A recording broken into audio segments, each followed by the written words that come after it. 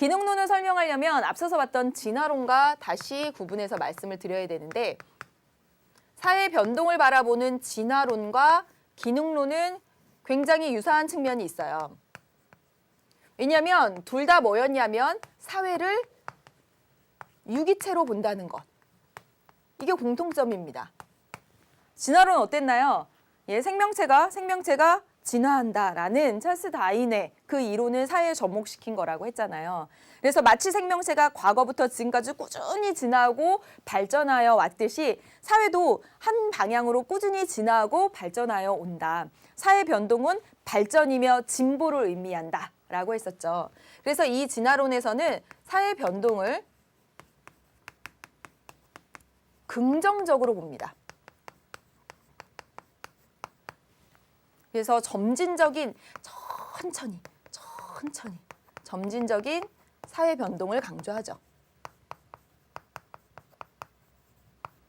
그런데요, 기능론은 사회 변동을 긍정적으로 바라보지 않습니다. 사회가 유기체라는 측면에서 사회를 유기체로 바라본다는 측면에서 유사하지만 이 사회 변동 자체를 긍정적으로 보진 않아요. 이 기능론은 상당히 보수적인 관점입니다. 우리가 앞서서 배웠다시피.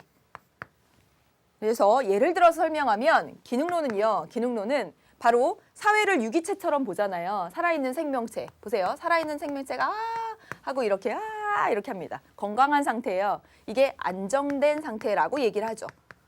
그런데 살아있는 생명체가 감기에 걸렸어요. 그럼 뭐가 된 겁니까? 아프면 제 역할을 못하고 있는 거죠. 자리에서 일어나지도 못하고 일도 못하고 있는 거죠. 그러면 이때가 뭐가 된 거죠? 불안정해진 상태죠. 그런데 신기한 게 어떻습니까? 사람 며칠이 지나면 다시 회복하게 되죠. 그래서 다시 건강해집니다. 이걸 막 끙끙 앓고 나서 이 몸 안에서 막 이 병균, 바이러스들을 이겨내기 위한 막 그런 일들이 있고 나서 회복하게 됩니다. 다시 안정을 찾게 되죠.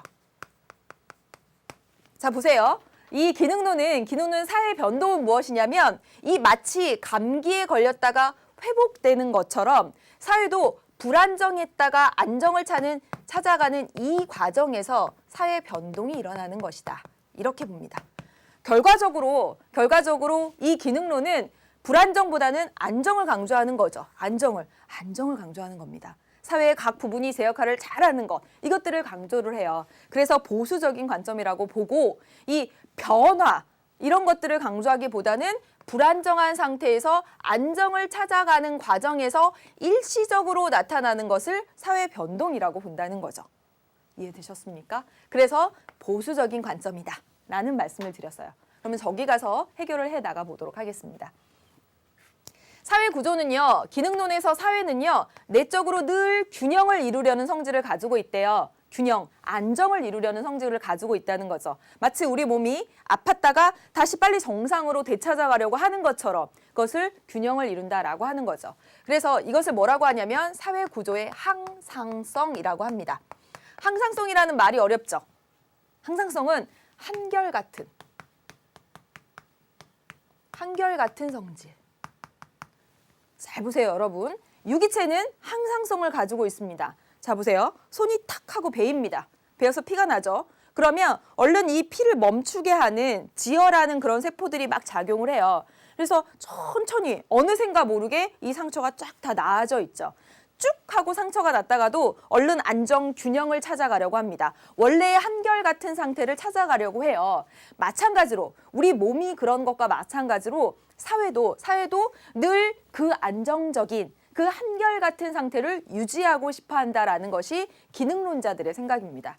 그래서 보면 사회 변동은요, 전체적인 균형 또는 안정을 되찾는 과정에서 일시적으로 발생하는 거예요. 마치 감기에 걸렸다가 회복하는 그 과정에서 발생하는 그 아프고 열이 나고 하는 그 과정들, 그게 바로 사회 변동이라고 보는 거죠.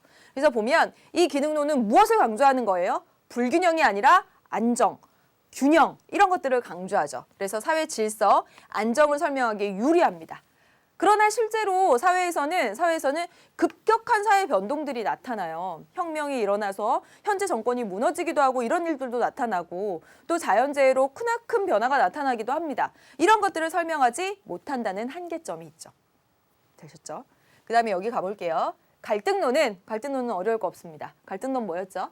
사회 구조는 항상 사회 안에는 갈등이 존재한다. 자본가와 노동자, 돈이 많은 사람과 그렇지 않은 사람, 네, 이렇게 갈등이 존재한다. 그래서 사회 변동이라고 하는 것은 피지배 집단 사이에 존재하는 갈등 때문에 늘 항상 사회 변동은 존재하는 것이다 라고 보죠. 그래서 혁명과 같은 급격한 사회 변동을 설명하기에 유리하고요. 또 갈등이 사회 발전을 이끈다라고 생각해요. 부르주아와 그 이전에 지배층 간의 그런 갈등들이 있었고 시민 계급과 그 지배층 간의 갈등들이 있었고 그것들이 혁명으로 표출이 됐고 그 이후에 민주적인 사회를 이끌었듯이 갈등은 사회 변화, 긍정적인 역할을 한다라는 것에 주목을 하고 있습니다. 그런데 문제는 뭐냐면 사회 질서, 안정을 설명하기에 어렵다라는 거죠. 이렇게 반대로 보시면 되겠습니다. 여기 했던 내용들은 기능론, 갈등론은 앞서 1단원에서도 했으니까 여러분들 잘 정리되실 것이라고 생각하고요. 앞서서부터 다시 한번 보겠습니다. 사회 변동이론 6가지 살펴봤어요. 변동 방향에 따라서 쭉 발전한다. 진화론이었죠. 발전하기도 하지만 퇴보하기도 하고 멸망하기도 한다. 이거 계속 반복한다. 순환론이었습니다.